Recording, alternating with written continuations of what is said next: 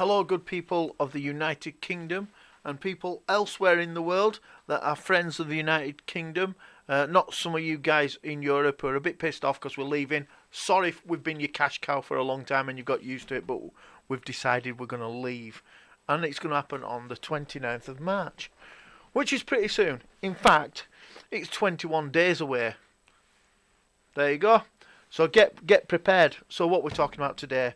Well, when you watch scenes from Parliament, nobody in Parliament can agree with each other. Even if Prime Minister Theresa May says something fantastic, Jeremy Corbyn is going to criticise it.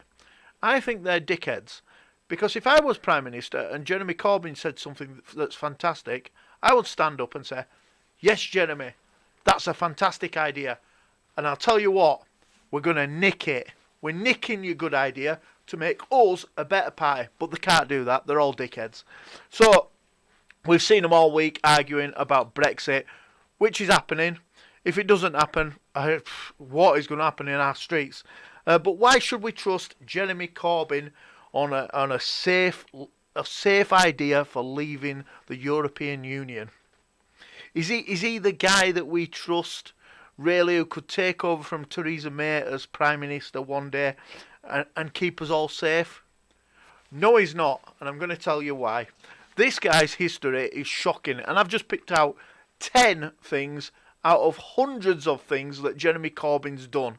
There's a reason why he doesn't want to leave Europe on the terms that that are already set out by the Conservatives.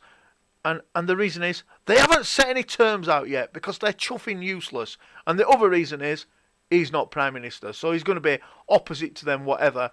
In my view, and it might not be your view, and we are all totally entitled to disagree with each other on Brexit.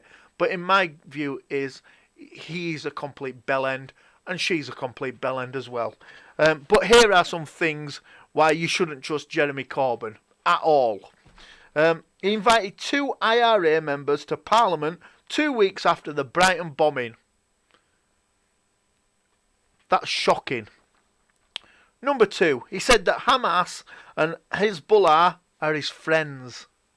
That's terrorist groups are his friends. Jeremy Corbyn, who wants to be the Prime Minister of the United Kingdom, his friends are Hamas and Hezbollah.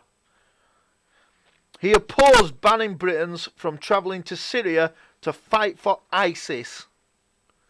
How can you oppose that? Is he saying he's happy for them to go and fight against us for ISIS? Number 4, he said that ISIS supporters should not be prosecuted. Okay, so people who support terrorism shouldn't be prosecuted. Well, there's a reason why he said that. Because he's a dickhead who supports terrorism. So, obviously, he don't want to get prosecuted, does he? Number 5. He said the death of Osama bin Laden was a tragedy. Yeah, tragic. Tragic, Jeremy, you pleb. He attended an event with Abdullah Jabala, who called for holy war against the UK. Does that sound like a guy who's going to keep you safe? Don't sound too safe to me. And this is Jeremy Corbyn. Just remember, he's the leader of the Labour Party. He's like number 1 in the Labour Party. He might be a scruffy get, but he's got himself a good job. He attended a conference which called on Iraq to kill British soldiers. How can you sit there in any meeting or any conference that's asking people to kill our own soldiers? Does it sound like a guy who supports the UK, who wants to do the best for the UK? Not to me, it don't. He said the 7-7 bombers had been denied hope and opportunity. No shit, Jeremy. Do you think that they should have had hope and opportunity after they blew people up? He blamed the Tunisia terror attacks on austerity. He didn't blame it on the fact that those people that they killed were on holiday and they were murdered by a religious group of nutters and terrorists. He blamed it on austerity. And lastly, I've only wrote 10. There are a million things out there. You can go and check these facts, that all these things are true. He voted against stricter punishment for being a member of a terror group. He voted against stricter punishment for being a member of a terrorist group. He doesn't want people to be treated worse for killing people or being part of a group that kills people.